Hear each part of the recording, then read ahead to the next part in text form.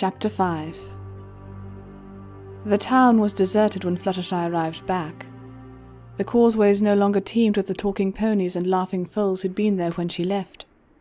Instead, they were dominated by mounds of powdery, fresh snow. Fluttershy pulled her cloak tighter around herself against the chill. A breeze ruffled the black fabric, sending a shudder down her spine. The entire way back, Fluttershy had been unable to keep her mind off old Bones. He'd actually been waiting for death to show up, of all things. Blanche had reassured her that not every pony was afraid to die, and that many older ponies, well past their prime, and in no shape to go on, actually wished to Celestia for death to come to them. It was cold comfort, at best.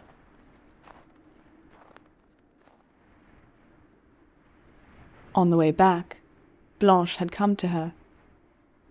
I looked into what Spike was doing, He'd said.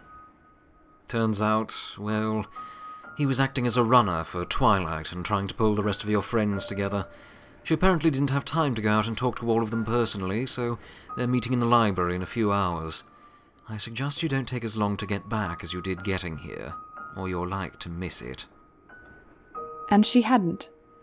She'd made tracks for Ponyville as quickly as she could, though the snowy mounds had impeded her progress. To think the snowfall had come so quickly. The ground had become blanketed by the white stuff as she lay passed out on the floor, and compared to the birds chirping and wind blowing as she'd made her way here, Fluttershy had found the world eerily dead on the way back.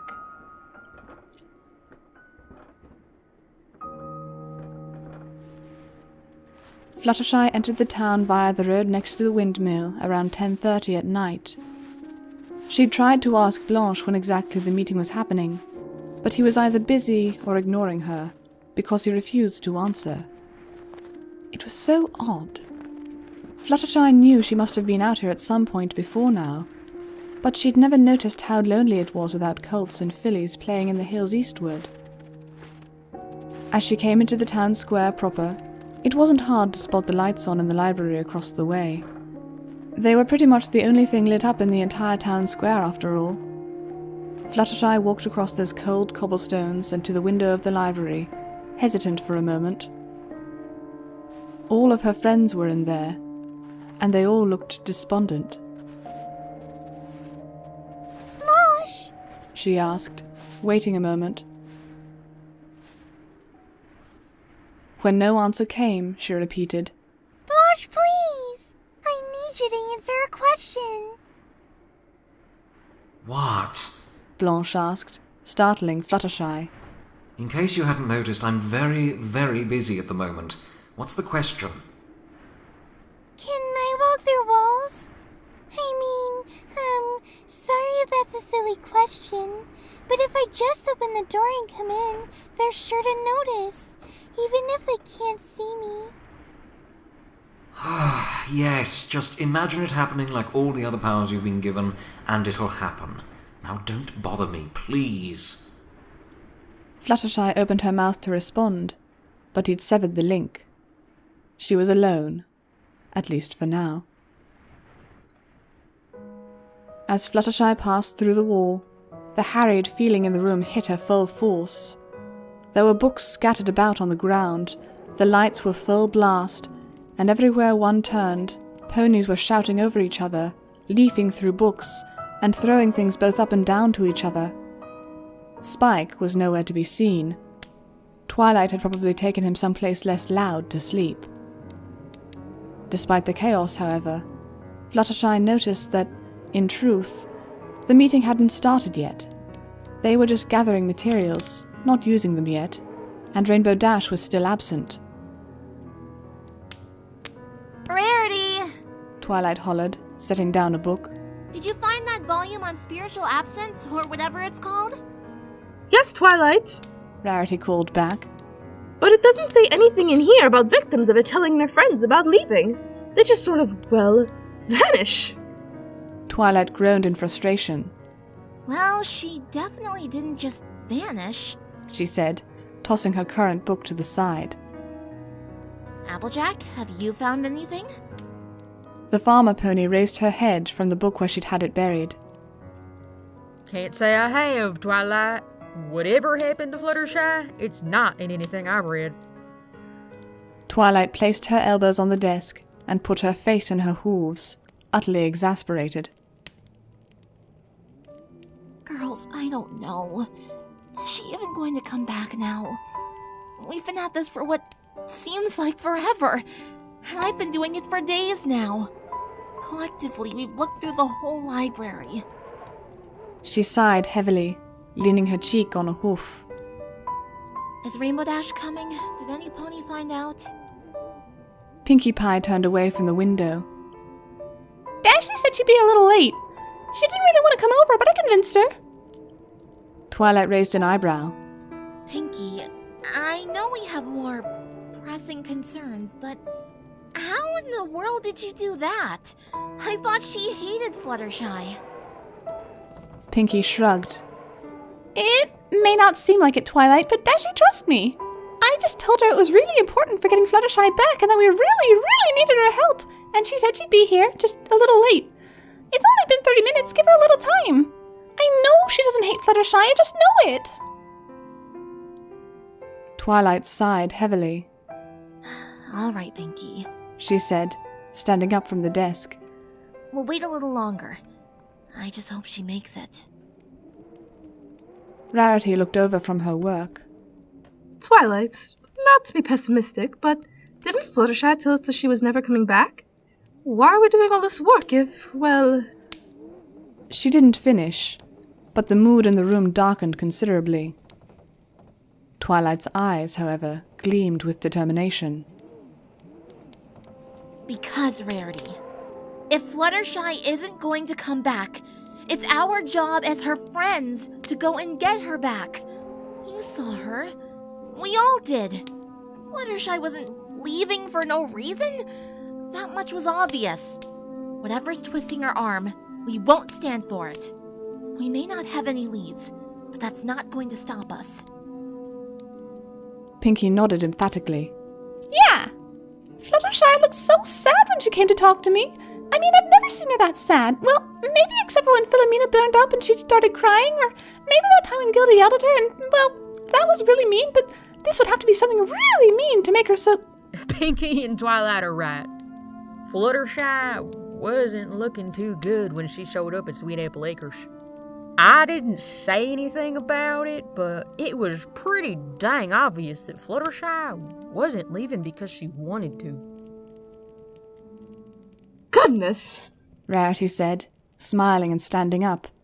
I feel sorry for whatever is between us and Fluttershy, because we're going to make it regret for taking her away from us. All the ponies shouted emphatically, raising hooves into the air. As enthused as they looked, though, Fluttershy couldn't help but notice the way their eyes didn't share the smiles on their faces, or the fact that their hooves dropped limply to their sides when they'd finished. Right after the cheering was finished, all the energy in the room seemed to just die. They weren't half as confident as they appeared, Fluttershy knew. They were just trying to put on brave faces, to give themselves a boost of self-assurance that they desperately needed.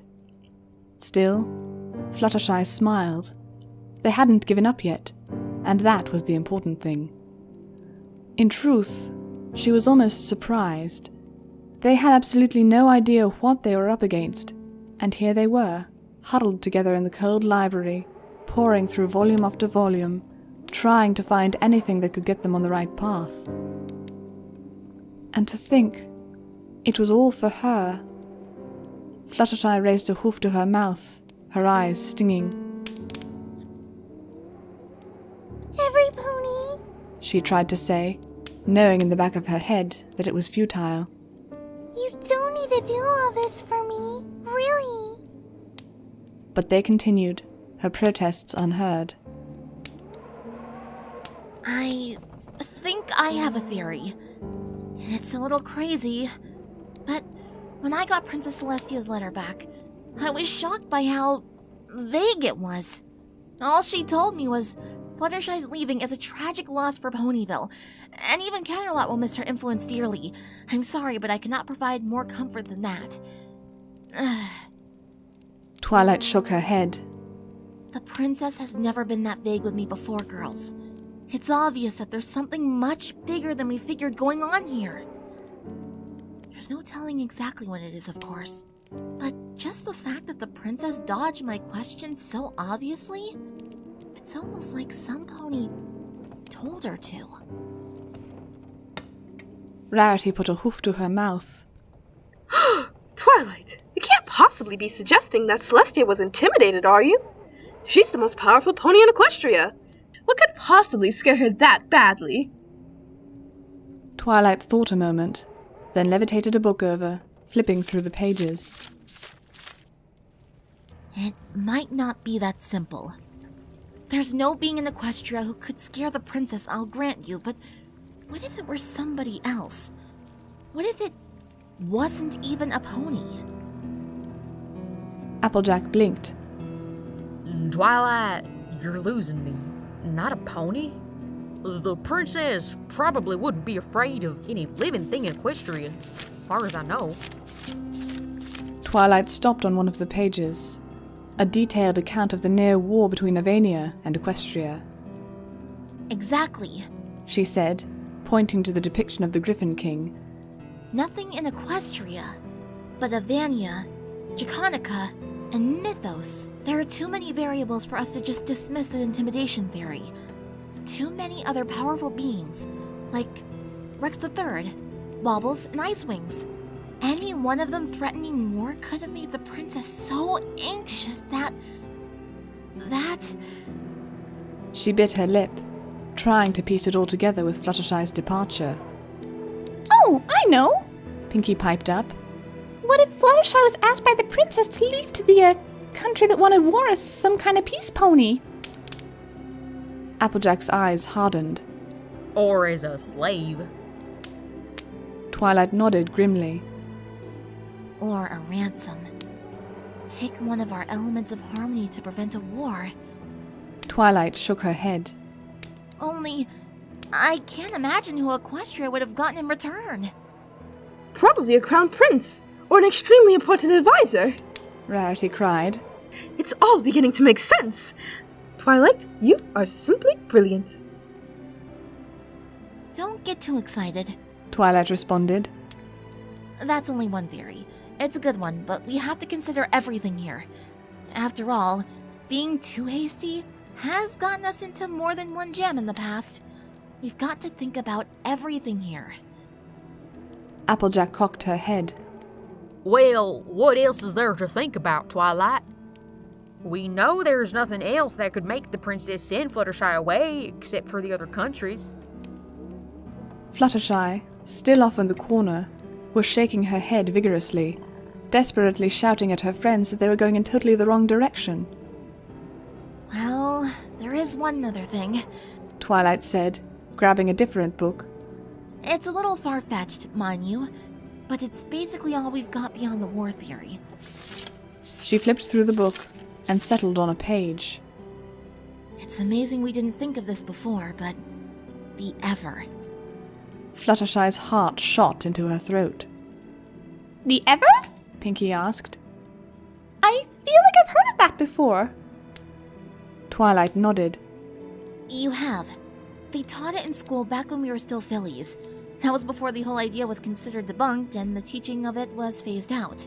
It's supposed to be some kind of mystical place that ponies go when they die. And supposedly, the rulers therein are the most powerful beings in existence. Put it simply, it's a theory that deals with what happens after we die, and attempts to explain how we all got here. Applejack blinked. Twilight, beg your pardon, but ain't that a little silly? I mean, it's just an old story they told us in school. Rarity nodded in agreement. Twilight, I'm almost certain this is a red herring. Fluttershy is probably wasting away in some horrid foreign country. The poor dear is probably scared half to death. We can't be wasting time with... Twilight raised a hoof. Let me finish. I know it sounds far-fetched, extremely so even, but there's an old myth associated with the Ever, about some kind of death cycle. Fluttershy was practically bouncing around now. Her friends were so close. Basically what happens, every 1,000 years or so, death comes down to Equestria and picks a successor. Don't quote me on this, but I guess the Ever trusts Equestrians more than any other race. In any case, the book documents the last time the switch took place, and it was around 600 years ago. Maybe Death asked Fluttershy to take his place. When every pony gave her a skeptical look, Twilight sighed. I know, it's silly, but still, it's a theory. If the War One is disproved, then it's all we're going to be able to fall back on. I mean, I know the book says 1,000 years or so, but if I were Death, I know I'd probably get bored pretty easily. Fluttershy almost laughed at the irony of that. Well, I think that's all we should consider it. A fallback. Rarity said. It's definitely out there. Pinkie and Applejack nodded in agreement. But, Twilight, Pinkie said, how do I start looking into all this stuff? This is kind of a lot to think about. Twilight thought a moment. I'll start by sending a letter to the princess letting her know that we're going to come to Canterlot as a group to address her.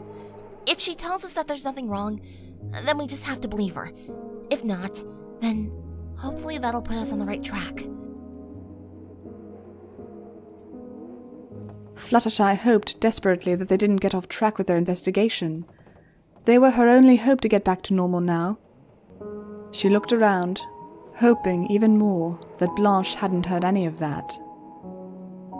For now, Twilight concluded, I think we could all seriously use some sleep. It's past 11:30, so if there's nothing else, let's...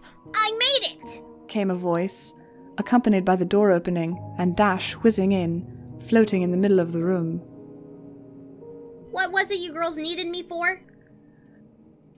When every pony put a hoof to their foreheads in exasperation, Dash looked around, confused. Did I miss something?